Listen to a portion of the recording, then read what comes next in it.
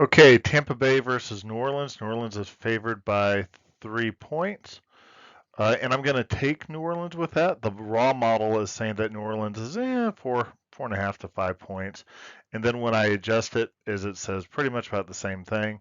Some of the things I would point out is Tampa Bay is at best mediocre when it comes to their offensive pass rank, defensive pass rank, and then really poor when it comes to their rushing and then their defense of the pass.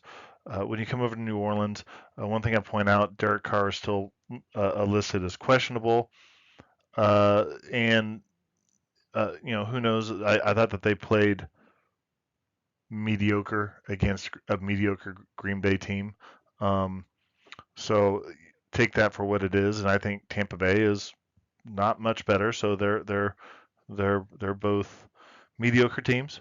And so I think that that's kind of what the numbers say. I see some more positive greens over here in their ability to pass the ball, regardless who their quarterback is. And then they seem to have a decent pass defense, which I think has kept them in some of their games. So let's go ahead and look at the performance charts.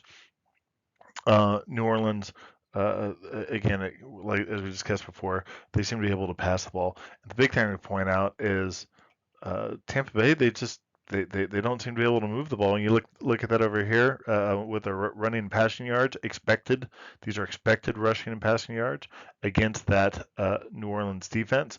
And then when you bring that down here, that's not a whole lot of explosiveness.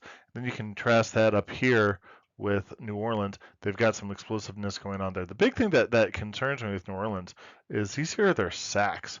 They're not protecting their quarterback. That's never a good sign.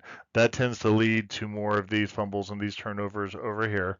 So that, as anyone who's ever watched football, who's been frustrated by football, knows that you can have a perfectly capable team in a position to win and blow it because of fumbles and interceptions.